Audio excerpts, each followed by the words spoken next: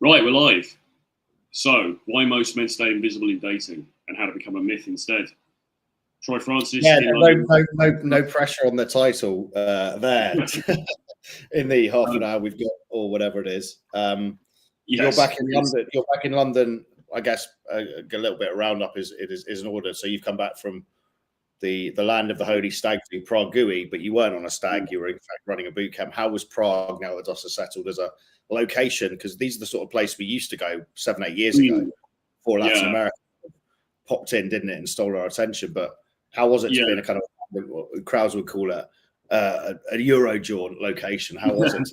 It was really good, actually. Really good, I have to say. I mean, it's a really beautiful city, as you know. Lots and lots of beautiful girls walking around. A lot of them tourists. Obviously, you've got the local Czech girls as well. We had a few guys along for the ride, and they had a really good time. I would say, yeah, it's really, really good. It's worth a visit. I wouldn't quite put it up there with the likes of Poland, but it's definitely worth a go. But you have to. How was kind of reception to the approach? Did you feel that it had been? But sometimes there's a fear with some of these places they get burnt out. But were you getting good reactions when the clients were approaching and stuff? It was generally pretty good. I wouldn't say I felt like it was burnt out, but what I would say is I think a lot of the people there are tourists. So then you've got the logistics of that to deal with. Like a lot of people, the classic line that they were getting was, "Oh, we're going tomorrow," you know. So there's that kind of thing, and or they're with family and or a bunch of friends, and they've got plans and stuff. So it's more like those kind of logistics, I think. But I would say the receptions were pretty good overall, I would say. Okay, awesome. Yeah, I would definitely. I mean, it's just a really cool place. I would definitely go back. It's a really beautiful place. It's marred a little bit by the fact that everyone's a tourist, but then obviously, you know, we were as well, so not really helping the problem. Yes. Okay. Okay. And then I actually bumped into a guy that I had last seen maybe 4 or 5 years ago. So a guy called Connor Klein, who was originally originally worked in the legal field and then went into teaching languages and now helps clients kind of set up businesses, but he's always had an angle on the dating stuff. And yeah, it was interesting to see him again. I'm probably going to catch up, have a coffee with him over the next few days, but you realize how fast time goes. I mean, I think the last time I saw him was 5 years ago, but it goes in the blink of an eye. Is that the same guy? Is that the same guy that was sort of organising trips around Ukraine for guys, and it was partly a tourist type thing, but also with So I think what he did well, and I think he still does, is he doesn't sell his soul to the devil by just saying, "Right, come away with us, lads. We'll get you laid." It's more a case of guys with a bit of money, the right avatar, clients that want to invest in some real estate. They can touch base with Connor, and he obviously speaks the language. He speaks multiple languages very well. He understands the culture. He has contacts there. He's got social circles. So he can kind of almost jump them into his kind of life. So they get that cool kind of, you know, pre-selection of they're with a cool guy, but he also understands the culture in terms of like real estate investment and stuff like that. So, but there's obviously the dating tied in. So it's almost quite a clever way of doing it because it takes the pressure off the dating element. But in fairness to him, what he was always doing quite well, and I remember this way back when was, and I'm not giving any trade secrets away because it's nothing sensitive, but he was kind of doing the Sartain stuff to a degree before Sartain blew up with it. So he always kind of, he had good contacts. He was going into venues. He was sitting on groups of, he was sitting on tables with groups of hot girls. He'd know the doorman, he'd know the hotel owner, the bar owner, and then bringing guys along to that experience. And then that's a cool environment, I think, for a lot of maybe older clients to be in. Because we had that one client in Bogota, didn't we? Who, incredibly rich guy, but then we took him into one bar and he just basically dancing around with the other client who was 25-year-old Australian bogan doing shots of vodka.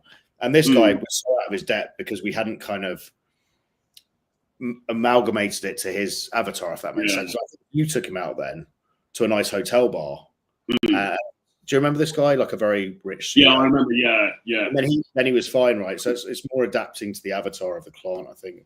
Yeah, definitely, because it's sort of like, I mean, we've managed to straddle both ends, as it were. And I mean, I'm still hanging on, but I mean, obviously, you get a bit older, you're not really I mean, and that was one of the funny things on the Prague trip, because we ended up in because one of the students wanted to go into a venue because it was getting late in the evening. So the other coach I was working with said, "Oh, I know a place." So we went into this place, and we only stayed about 10, 15 minutes, and it was just absolutely horrendous. It was like Zubar in London, but worse. It was an Irish classic. I've had some classically, because it's like a bad Arnie movie, right? It's like Commando with the tree trunk. It's like you don't expect anything, but then if you just kind of drop the guard a bit and just be like, I'm in with the Great Ormosh here, let's have some fun. Actually, I've had some really good nights there, but not in recent years. But it's always so mucky. You kind of can have fun if you let yourself go a bit, you know. That kind of like an Irish pub. Yeah, it's like Diamonds in the Rough, really, isn't it? Because it was on like 4 floors. They had different music going in different. They were playing "Living on a Prayer." You know, you can imagine the scenes. It's like "Living on a Prayer." Sounds like O'Neill's in Soho. Did you ever go to that? I think that was a Torero favourite on O'Neill's. Like O'Neill's. Well, I went 5 floors up. Yeah, the one on what street is Wardour it? Street, was it? Yeah, Wardour Street, on the lower side. Yeah, I went on one of my early dates with the current Mrs. Troy Francis to there, actually, because I was very much at the time, and I've always sort of regretted this since. At the time, I was very much under that Torero spell of don't take them anywhere fancy on the first day, you know. It's got to be, he had that effect on me as well, because I remember taking when he was still, you know, just on the boot camp, and he was like, I told him where I used to go, which is Aqua Shard, the top of the Shard, right? Because I was living there. Yeah. And it was like £15 a cocktail. I was like, mate, why would you do that when you can take them to like, and he pinpointed some really dingy shit pub, like where it was like a pound for a cider or something. He was like, take them there, play the rough cad. And I remember walking into one of these venues with a bird. She was like, I'm just not going in there. I don't care. Like some like quite nice Russian base. She was like, absolutely not. We're just not going in there. Okay. Enough. Well, it's an interesting topic. It's an interesting topic, and it's slightly off what we were going to be talking about. But I've sort of revised my thinking on this a lot in later years, because at the time he was very persuasive, and him and Mr. K and these other people were sort of like, no, you know, just because if she's, I suppose the idea is if there's genuine desire, it doesn't matter where you take her, and actually it kind of helps to play the slightly rough, you know, sort of bad boy who doesn't play to the airs and graces of, you know, going out in some fancy Mayfair bar or something. But the reality is, I think you create a glass ceiling for yourself, unfortunately. And the current Mrs. Troy Francis was very gracious about it. But actually, looking back, I cringe a little bit, because those venues are completely inappropriate for that, really. And what kind of value are you, if it's all about showing value, is taking it down like the Wetherspoons really showing value? And there's a distinction between you don't want to be the sugar daddy who's taking it to the Ritz just for the sake of it. But at the same time, there's got to be a balance there. Yeah, I mean, if you look at the cult movie Rise of a Foot Soldier, right? The Essex bad boys with a load of drug money, or you Mexican cartels, right? They're not going to a Wetherspoons. They're hamming up in these really high-end venues, throwing money around and potentially getting in fights, but they're not playing a broke motherfucker, are they? So, and they're more bad. That's the bad boy avatar. So where does the broke broke motherfuckers come from? Is there almost that kind of RSD thing of, you know, it was cool to dress up as a homeless person, try and get laid? Were they almost Toreros and the Krausers coming from the school of our game's so good, we don't need to spend money? Or are they really thinking that's going to show the girl they're a bad boy? Because honestly, the kind of quote unquote bad guys that I know who operate in that kind of murky world, they're not going to place like that. They're going to luxury venues and throwing money around. Yeah, exactly. I don't know, and you see them in luxury venues as well, don't you? I mean, when we were in Russia as a good example of that, you'd see these very dodgy looking characters, but exactly. But you see them all over the place. You know, it's not like you go to these high end venues and there's some dodgy looking mofo's in there for sure. You know, so but I think it was a bit of both. I think firstly they probably didn't have a lot of cash, so that was the first thing. I think the second thing was it was sort of like, don't pander to her, don't be a sugar daddy type person, and also don't pander to her pretentiousness. So I think it was partly that, like a frame control thing. And I think with Tom, at least, I think it was actually further than that. I think it was like, actually, she's going to be more attracted to you because you've got this bad boy, rough and ready kind of edge to you, which in the cold light of 2025 just doesn't sit, I don't think really.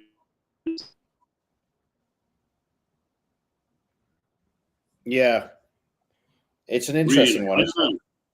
Yeah, I mean, I think time's moved on now, and I think guys that are watching this and probably catch up going, I thought Tusker died of a coke overdose, and I didn't know Troy was still alive either. Well, we are, hence why we're not streaming from the afterlife. We are actually here. But I think that the narrative now is going to be more on, obviously, do the reps, do the cold approach stuff. We're not saying don't do that. We're still absolutely gung-ho about flirting with the world and going out being social. But at the same time, think like, don't take advice from the fish, right? But think like the fish. What do women like? They join your reality. They join your lifestyle, right? And if you're conveying through maybe some Instagram presence or your vibe as well, the venues you hang out in, right? You're jumping into my reality. I'm the kind of guy who can afford to go to luxury places where you feel like a fucking, boss. I'm going on exciting adventures around the world. That's what's caffeinating the hamster, right? You look at the book A Billion Wicked Thoughts, which is 500 million porn internet searches from men and 500 million from women. The data is very clear, and anyone can do this. Run it through ChatGPT. What are the key points from A Billion Wicked Thoughts? Women buy into narratives. Yeah, it's a complete more. Their life is a movie, right? What archetype does this guy fit? Right? Oh, that guy's in a suit. He's going to all these exotic destinations. He's in a sports car. He's friends with models. He's in a high-end venue. That's stimulating her, right? That's getting her going. She's the reason 50 Shades of Grey was so popular, right? The archetype is this mysterious billionaire with loads of power. Women want to be part of that. So you've got to think about, this is all congruent with how you've got to have an online presence. And again, there's a guy I'm collaborating with now, very cool guy called Felipe, who you'll meet at some stage, Troy, but he really helps help guys build the archetype, build the narrative they want, that personal brand online. And at the same time, you're presenting that archetype in real life, right? When you're on the street. So how are you dressing? How are you coming across? And this must be congruent because we've all had it before, the old school day game. You play the very confident guy on the street for 10 minutes. But the reality is then you take her on a date and she'd kind of just be like, this isn't who I thought he was, right? There's no congruence there. You can't be faking it anymore. You have to be actually living this lifestyle, don't you? Yeah. No, that's really interesting, and it's absolutely true. And I mean, the online presence thing is something that, apart from we've long tried to ignore it, and I'm absolutely not saying become a guy who just sits on Instagram doing fuck all social. I'm very much about every day go and flirt with the world, because also all the best experiences I've had have been social. From being social, all the best women I've had have been through cold approach, flirting with the world, traveling. It's a lifestyle to as much to get women as it is to just live a satisfying existence, because we grow up in tribes. We're not built to be. How do they punish someone, right, for committing a crime in Western society? They put them in supermax. They put them in isolation, right? People are now living in close isolation. They're fucking depressed. So you've got to go out and be social, just as an antidepressant measure, but you're hamstringing yourself now with digital leverage if you're not actually creating some cool, caffeinating the hamster narrative online as to who you are. Because perception is reality, right? And you can be whoever you want to be.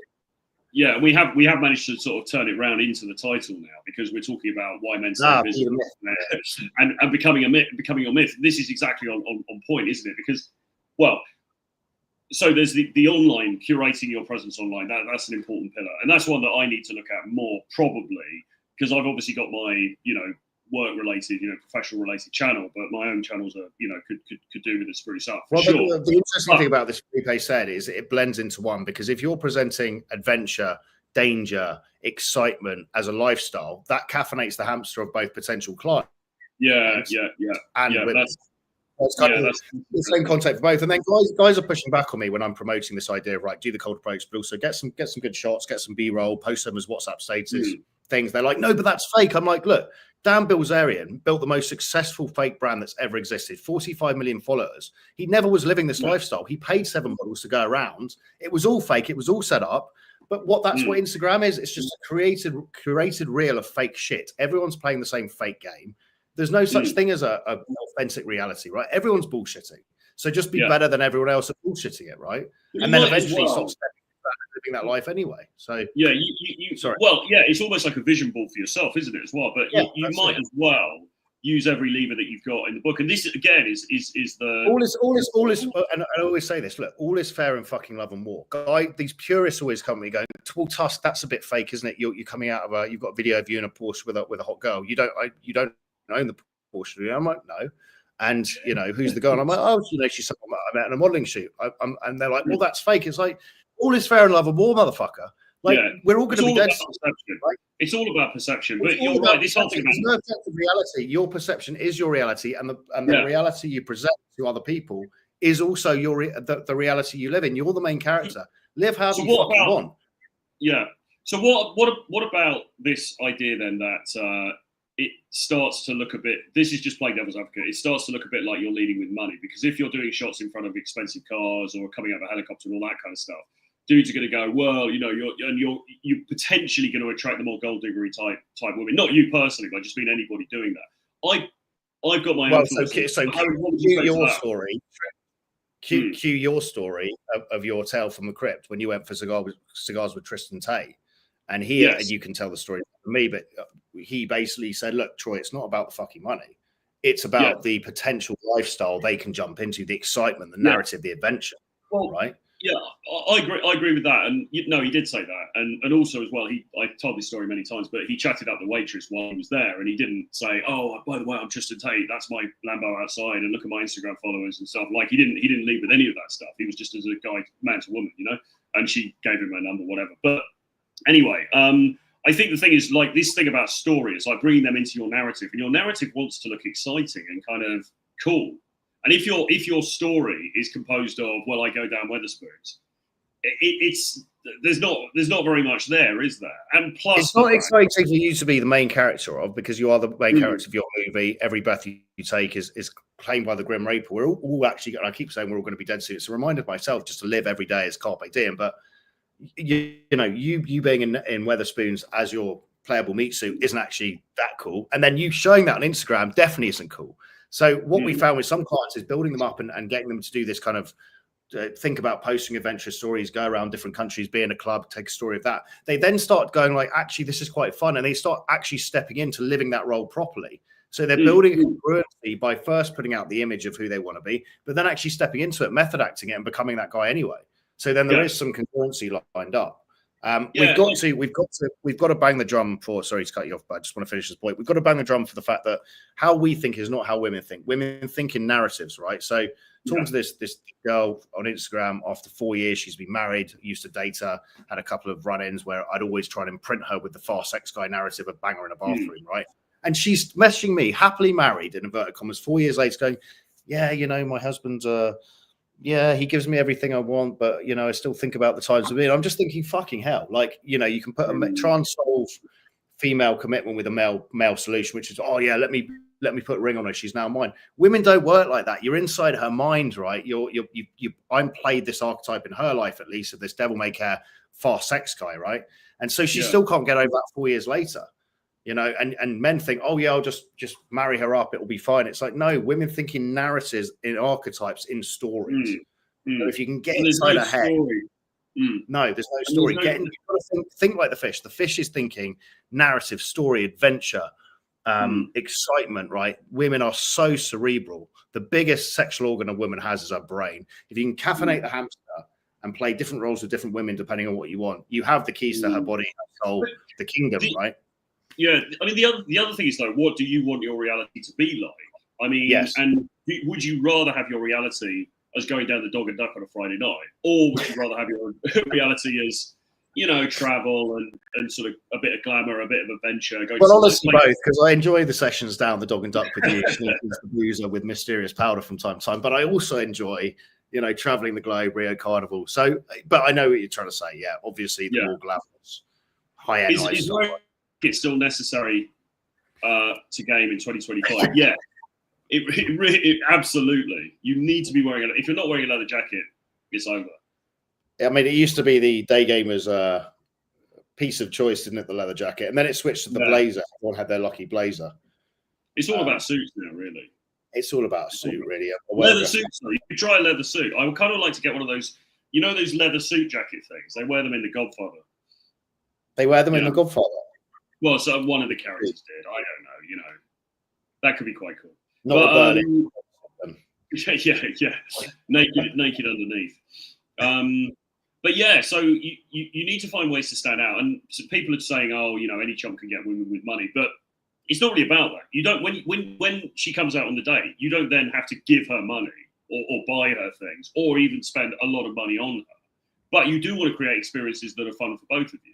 And it's probably more fun for her, especially. And the other issue that you've got is if you stick to the Torero model and you're trying to pull them back to a van, or you're going to Wetherspoons, fine, but there is an actual glass ceiling there. There are some women who just aren't going to touch that. And that's just the reality of it. You know, I've met them. There are women who just wouldn't be down with that. And also remember the Torero dog and duck days were pre-explosion of globalization of dating on Instagram. So now, unfortunately, that doesn't fly because women are hooked on Instagram. They're seeing all this kind of potential of these lifestyles they could be involved in a fantasy land. The dog and duck may have done it for them previously because they didn't have any other option in their head. But now they're seeing all day long, 8 hours a day, they're on Instagram, years and years on end. Their expectations are through the roof. There's a guy who I follow called Ho Math who talks about it. But women's expectations are through the roof. So the average girl is now, you know, the 6th, the 7th, the 8th, the 9th. They're all trying to hit Stavros on the yacht, AI Stavros on the yacht. They're not interested in, you know, John the plumber who would have taken them down the boozer the other day. They might not be able to date Stavros on the yacht, but their expectation is, oh no, I'm not going to settle for John the plumber anymore because I've got, you know, Stavros maybe. So women's expectations are totally different now from the days of Torero talking about this kind of be the bad boy, take it to the spoons, you know, which it was, 10 years ago. It's not, times have moved on, you know? Yeah, 100%. But I think as well, it's not just for the women. I mean, yes, that's one part of it. No, it's for you, isn't it? It's for yourself. For you. We like nice shit. We like nice shit. You know, I know that traveling with you, we both like a decent hotel. We're not going to go 7-star baller, right, and spend $5 grand a night, but we like to be in a Peru or a high-end 4-star hotel. We like to sit in the bar, reminisce about the good old days, you know, maybe do some concept, whatever. And we're dressed well, we're dressed in suits. It's way easier to get an IOI from a girl staying there than if we're in the dog and duck in fucking shorts. So it's about, what is it about? I don't know. It's about being the star of your own movie and thinking, right, given this is a finite movie, how do I want this movie to be? What role do I want to play in my own movie? And you can craft that in your own image. And Robert Greene talked about it, didn't he? Law 25, craft yourself in your own image, not the role society foists upon you. How you want to be. So I think guys maybe they do need to go and read A Billion Wicked Thoughts, realize how powerful a narrative and an archetype is for themselves to play, also just for fun, because you can reinvent yourself, but also to draw women in, right? What archetype suits my looks? I remember when I learned game from Torero and Krauser, the issue I had was it wasn't really congruent because I was quite a jacked, decent looking dude. And so I was doing stuff that maybe would have worked for them. But for me, the women were like, why is he doing that? Why is he trying so hard? I just needed to shut the fuck up, really, and do the good-looking loser style, which is escalate hard and fast. Because by doing too much verbal bamboozling, I was just like, why is he being this dancing monkey? He's jacked, he looks good. I thought, fuck me in the bathroom, right? So congruency and really, I guess it's self-awareness, isn't it? Yeah, for sure. But do you think that there are this odd sort of group of dudes who are still stuck in 2017? 100%. I mean, we see it all day long.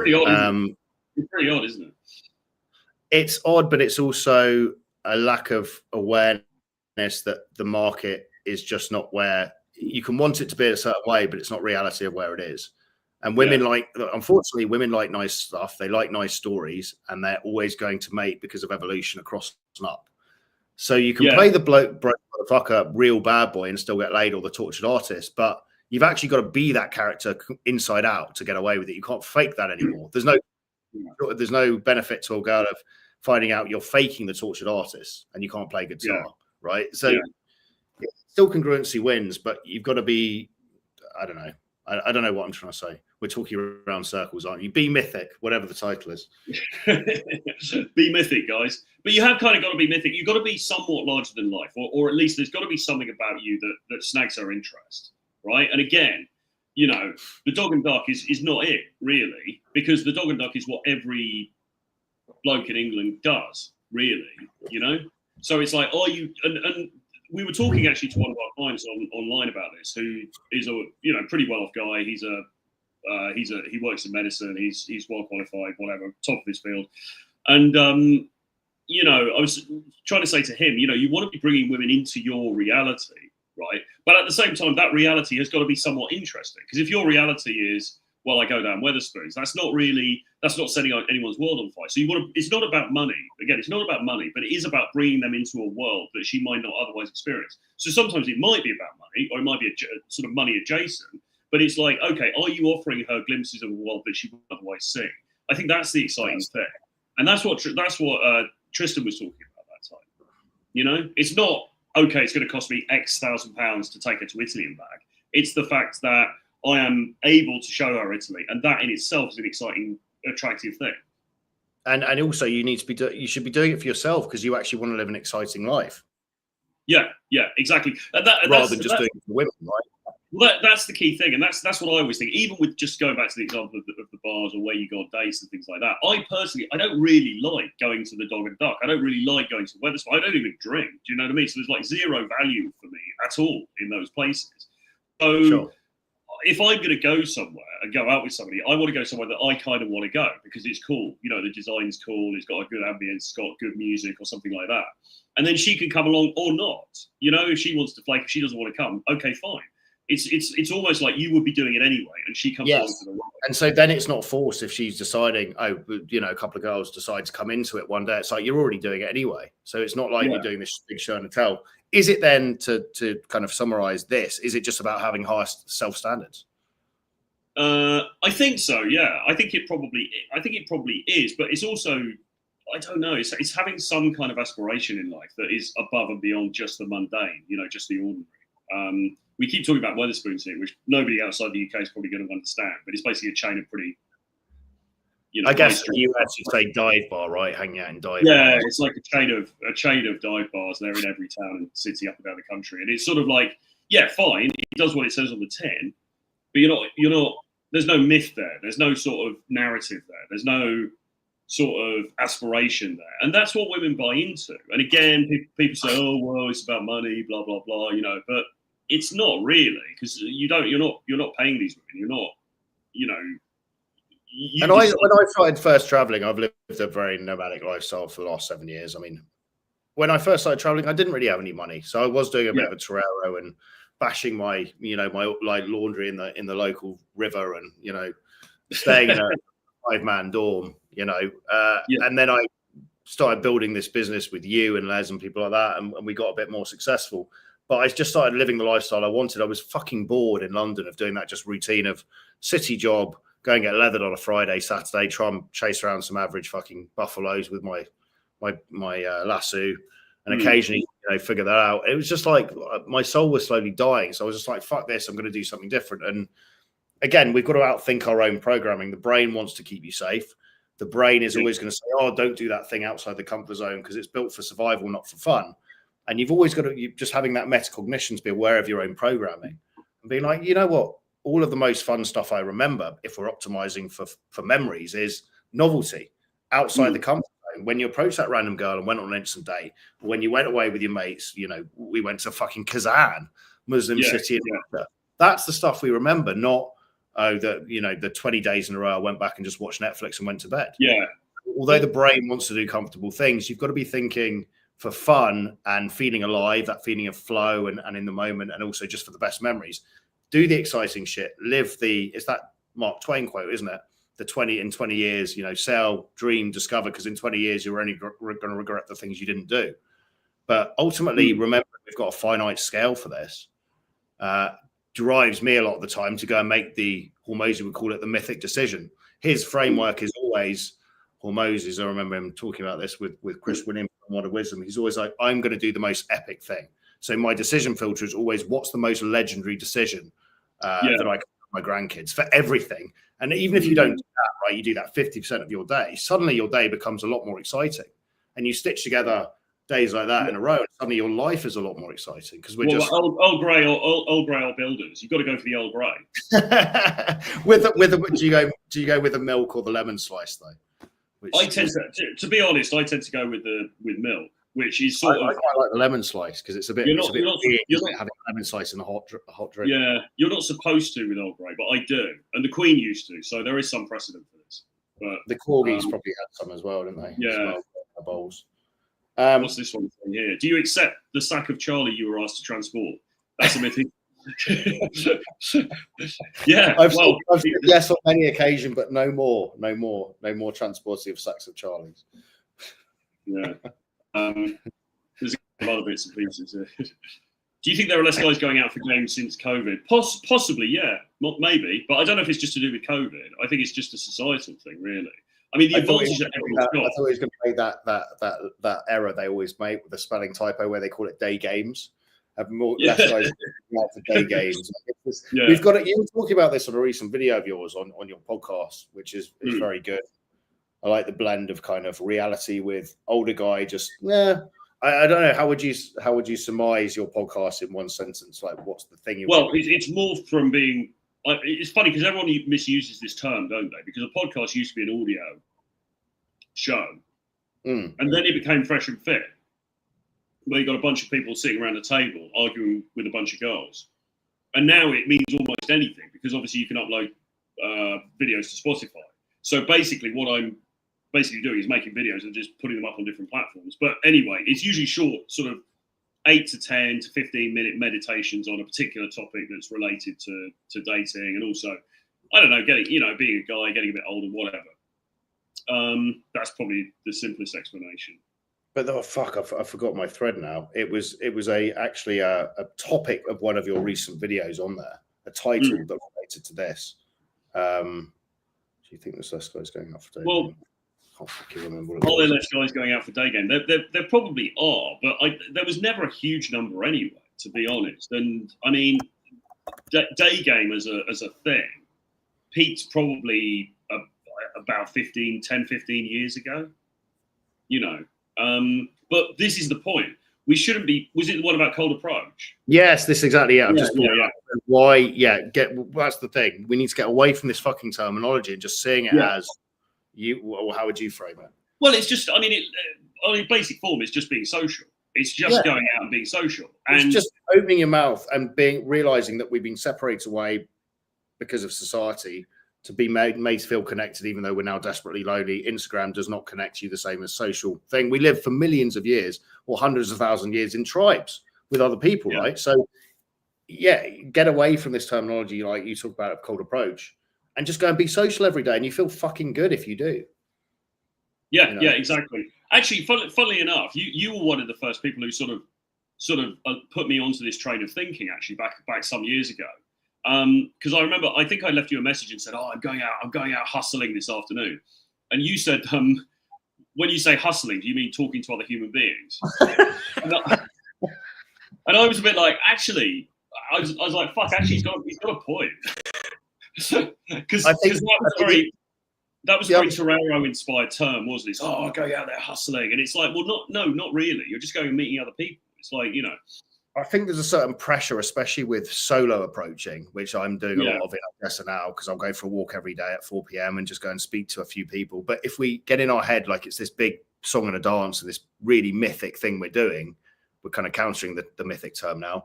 But the more we can normalize, there's a girl over there, she looks interesting. Let me go and just test for interest, say hello to her and see where it goes. The more we can normalize that, especially when you're on your own, the less pressure it becomes, the more you're more likely to do it because there's no pressure on it, right? Yeah.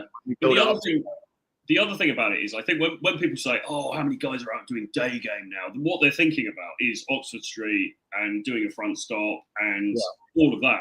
But actually, the only reason that isn't the totality of what it looks like. We're talking about, I've said not to use the term cold approach, but we're talking about approaching people that we don't know in any sphere, basically, except for nightclubs. And we also do nightclubs sometimes, but that's not the main thing that we teach. But what we're talking about is anywhere that you are, in the hotel lounge, in the lobby, in the coffee shop, in the co-working space, whatever, in the gym, whatever it is, seeing somebody and being able to go up and have a conversation with them and meet them, right? Just in real life. That's what we're talking about. So I think people have this very antiquated, like 2015 idea of what it is. And there probably are fewer guys doing that, but it was always a bit weird anyway. It is a little bit weird to be spending hours and hours walking around a shopping mall for that purpose, unless you're practicing. And if you're practicing, it's a good social thing to do. You probably need to do it at the beginning for a period of time. But after that, it's just about, you're not making necessarily like a special trip to do day game. It's just in your general life. You know, you could be anywhere. You check into a hotel and the receptionist is cute. You talk to her, maybe get her number, whatever. Things like that, you know, very organic situations. And, you know, it's being a social animal, isn't it? It's being like alive to opportunities. The point of you're going around, you're practicing being playful, self-amusing as a default state and enjoying life, right? You're fun to be around, you know, and you're fun. You're just having fun. You're existing and you're having fun. Well, and then you see a girl and you see if you test for interest and she wants to jump into that reality. So this is an interesting one because Arthur says here, normal people don't approach strangers. Cold approach is a necessary terminology. Well, actually they do. Because I've seen it with my own eyes. You will see confident guys going and talking to women and getting their phone numbers. It happens all the time. You know, somebody said to me on X or something the other day, like, "Oh, when was the last time somebody, you know, got results from cold approach in London?" I'm like, probably 5 minutes ago. This stuff is happening all the time. It talked about years ago in the article that Tyler did about what's the term? You know, the secret society. There are dudes doing this who've never heard of Day Game or God forbid Nick Krauser or any of these other clowns. There are guys who are just doing this because they're confident, outgoing guys. We're teaching people who aren't adept at it that it is possible and that you can do it. But no, there are regular dudes who do this. It happens. People meet all the fucking time, you know, in real life. 100%. And I think the place guys should start with, if they do find it overwhelming, is look, really, until you're approaching, say, or interacting with 20 girls throughout your day, throughout the week. So 3 a day, say, until you're doing that and just having a basic chat with them. Don't worry about theory and how to get better at flirting and escalation, all this shit, until you're just actually doing this first part of it, which is building social freedom. You should be able to go around your life each day and say playful stuff to people, either, you know, serving you coffee, letting you in the gym, or that you find interesting. If you can't do that, you need to work on your social freedom. You need to rate it out of 10 and be honest about it and work on being more socially free, walking into rejection, leading, because that's what masculine men do, right? You have to create your conscious creator. You have to create your reality. If you just sit there twiddling your thumbs, you're not getting laid right anymore. I'm sorry. You know, and we know how the apps are not very effective at getting guys out, getting girls out. And even if you did get a girl out, if you're not practicing being social every day, that muscle degrades, doesn't it? It degrades very fast. You can build it very fast, but if you, and as Troy said, treat every day as a social gym. Just talk to people and enjoy it. Have the frame of self-amusement. So any conversation you have, what's the funny thing for me here? You don't have to communicate that, but that can be your subtle internal frame. And from that basis, every conversation can be made fun. Doesn't matter if the other party is not aware of it, you know? Yeah, for sure. This is a good one. I think this is my friend Paul. Weatherspoons. Weatherspoons game can work. Arrange multiple dates at one spoons. Morning, you could get a refill of Atza, 120 a cup, and the birds can share it. Then later in the day, you could get a pint of Ruddles, £1.70. Ruddles. That's what Paul always says when we're in meetings. He's like, "Oh, you know, I'm finding it really difficult because you know you could get Ruddles for 170 and Weatherspoons." It's a good combo though. You get both for just under £3. No, just under £3. Just under £3. It's not bad, is it? Pint of Ruddles, 170. God, I didn't know that existed anymore. It's like whenever I go back to London and have the occasional pint with someone, it's about £6. Having said that, well, apparently, so bit of Weatherspoons news here. I read recently that actually they're expanding, like they're getting more branches. Great for them. But I was in a Weatherspoons. It was on a Thursday night it was a few months back now, actually, and it was absolutely dead. And I was thinking, it's a Thursday night. I mean, come on. You'd expect there to be. Do you think it's because the next generation are very health conscious? Possibly, maybe, or maybe I don't know. I mean, it goes back to the earlier question: are there less people doing day game? I mean, I don't know about you. I mean, do you think there are fewer people out in the streets these days? A little bit. I think COVID changed the game a bit. I think people are just more happy to sit at home. I get that vibe, but the flip side we always say to people, which is, you know, and now everyone's hooked on their phones. To be a charismatic motherfucker in 2025, it's the best time you could ever do it in human history. Imagine the riz you'd have had to have in 1950s America in like a good-looking place like San Diego, because there's no phones. Everyone is going out constantly to meet people, right? Can you imagine like the Chads of those days? They'd have taught rings around, you know, even people that do this a lot, right, full time. Because the riz level would have had to been so high because there's no swiping on your phone or dating apps. You had to front up, and that's how you pulled. Can you imagine how harsh the competition would have been? Yeah. You'd have to like being playing the piano and reciting poetry and like, you know, doing a speech all at the same time just to get like a couple of events. Now, yeah, exactly. Now, because everyone's hooked on their phones, it's brilliant because to be a charismatic motherfucker, you basically have to just go around and actually just say the odd word to someone. And everyone's like, oh my God, he's so extroverted. It's like it's a beautiful, if you flip it on its head, one man's opportunity is another man's, or one man's peril is another man's opportunity. Psychax on a recent podcast with Diary of a CEO said it. He goes, everything can be turned into an opportunity because Stephen, whatever his name is, Bartlett asked him, look, are we all fucked? You know, given that, you know, women now have access to all these people online, are men fucked? And he used the example of the 1929 stock market crash, where the most millionaires ever in American history were created because they saw opportunity in the crash directly after. So we've got to be thinking like resourceful people. No, and you know, the opportunity now is, although it seems tougher outwardly, if you're able to build your value as a man over 40 years, see yourself as a playable meat suit and max out every value element, and you're willing to put yourself out there socially and then potentially build a personal brand presence online, you can do spectacular damage, can't you? Yeah, absolutely. And, you know, it's funny because I was considering the other day, all of this stuff, we started off by talking about the Torero days, the Nick Krauser days and everything. And it seems like a bit of an anachronism now. It's, that's old news. It's like 15 years ago, you know, get with the times. But that's also a huge advantage. And actually, the only place you've got left is to lean into in real life.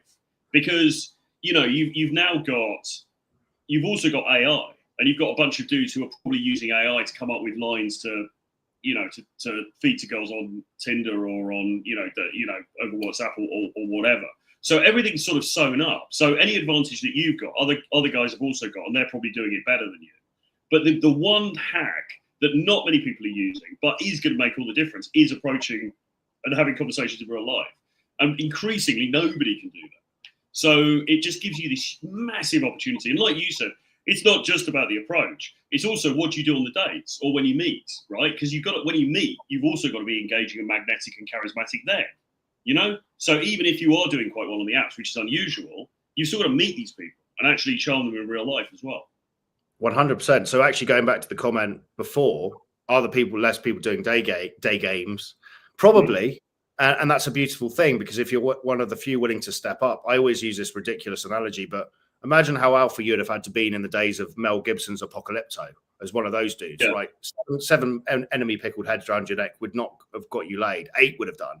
Now, to be considered alpha by women, all you've got to do is occasionally blurt out, hey, I wanted to say hello sober to girls you like the look of in the street. I mean, if you really think about that in terms of how little of a big deal that is, we live in a beautiful time if you're just willing to step up and put yourself outside your Definitely. Arthur says, I rarely see a day gamer on Oxford Street. I mean, that's a good thing, surely. I mean, they were like weeds. On Oxford Street. They were like weeds, weren't they? You know those weeds that grow with the big purple heads on them that go around growing weight. That's what the day gamers were like. You know, it's just fucking weird. It's good. It's good that they've all been poisoned and hacked away. Because again, but it is a good thing, because even there, where you might see, I don't know, 10, 15 people sometimes at the height of it, maybe, and that's still a drop in the ocean for the population of London, by the way. It's still a meaningless percentage of dudes who are actually ever doing it. But the fact that not even they are doing it now is good, because it means the field is even more open for people who do step up. And again, it's not actually about running up and down Oxford Street anyway. That's just that the only reason that is a known thing is because it's easy to film. That's it. You know, actually, most of this stuff is being done in shops or in cafes or in bars or whatever, right? I mean, and preferably not in London as well. Well, and preferably on the streets of Bogota and the streets of Warsaw, which is where you can come and meet me and Mr. Troy to get yourselves up to speed. And if you're still watching our content and you can't actually walk out of the house and consistently open your mouth to women you find attractive, even with hello, you need to work on the social freedom part. And if you come on a training with us, we will throw you in 200-300 times over the course of a weekend. We'll break the back of that approach anxiety. And then you can work on actually how to flirt with the world and enjoy that part of it. But you need to be able to just do the reps. So that's the way through. The way through is face it head on. Come to a place like Warsaw, there's smoke show, Ukrainian, Russian, and Polish women walking around the sun, and have some flirty conversations. And every conversation makes you better. There's no downside to ever doing the approach. But if you're like I was, where you're so in your own head and you just, turn to stone when you see the hot girl and you couldn't approach, you do need to be thrown in. And there's no harm to that. It accelerates your process, right? And if you're watching our content for some reason, you resonate with us to a degree. So we're the men to throw you in and spank you on the arse. Congratulations afterwards, like Mr. Jenkins did with me. Yes, indeed. There's some really odd comments here from this dude. Question, Tusk, how approach? Yes. And then question, Tusk, Dubai be a woman?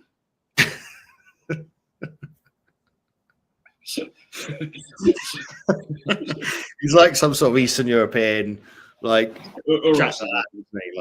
do I buy them pint or hit them on head with bottle of vodka? Yeah.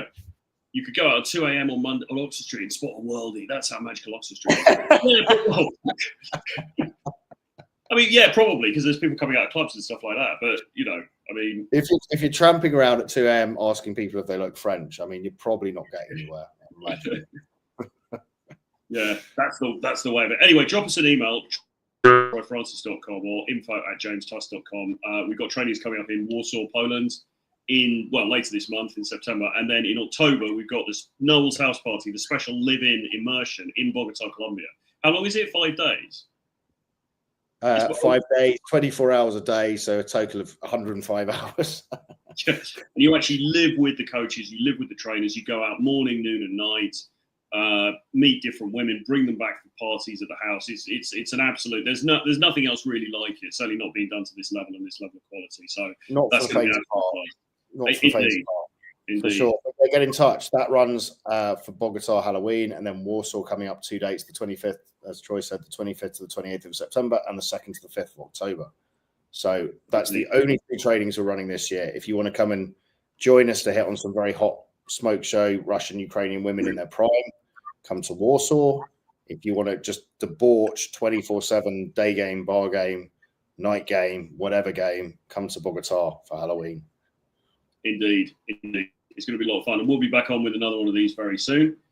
So we'll see you. And final point to maybe practical lean into is think about the archetype you want to be. You can recreate who you are, and you can step into whatever role you want to play. As Shakespeare said, what was the quote about? We're just playing. All the world's a nutsack.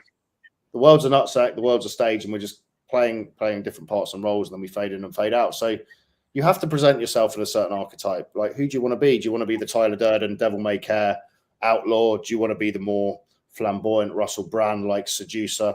Do you want to be more of the stoic Daniel Craig's James Bond? Think about how you want to present. Build this character. If you need advice on that, get in touch. But also go and read A Billion Wicked Thoughts and understand through the fluff what women are actually getting their rocks off to. It's all a mind game with women, caffeinating the hamster, creating narratives. Yeah, maybe we should do one of these on how to find your archetype, because somebody asked that in the chat earlier. I mean, I think really you should just have a look at where do you naturally lean? What people do you admire, and what are your natural, you did a video about that the other day, and it's like that's a great way of doing it, rather than just method acting, just this, I want to be calm and alpha and self-amused. Think about, out of that list, even I just said there, right? Daniel Craig's James Bond, Tyler Durden from Fight Club, and the other one, I can't remember the other, Russell Brand. Or Craig Ferguson, who do you have more affinity to? Whose content do you like, and who would you prefer to be if you had to be one of those characters and play that 24/7? And you start leaning into that avatar. But it's all theoretical mind wank until you actually action it and create that feedback loop in your nervous system. And that's through behavioral change. The only actual change is behavior change. So you have to start acting differently, embed that down, and then if you do that hundreds of hours in a row, it becomes congruent. That's simply who you are. But you can't think your way to this. You can't. You don't want to stretch it too far. Do you know what I mean? Like, you're probably sitting somewhere close to an ideal archetype already, and you don't want to then try and be somebody completely different to that, because that's just going to be too much of a stretch. You want to choose, okay, what's within my grasp? What could I go for realistically? And then you want to go for that. So it's more optimization that it is creating this fantasy that you're just nothing like.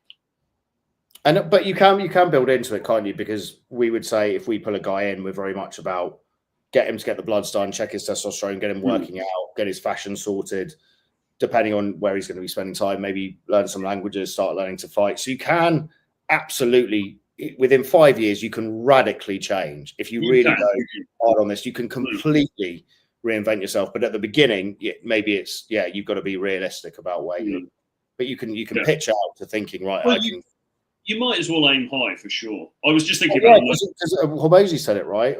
He said, look, either you might as well aim high, and if you fail, you're going to be dead anyway, so it doesn't matter. Yeah. And if you succeed, you've succeeded. So it's really, we have nothing to lose. Yeah. By aiming high, do it. Okay.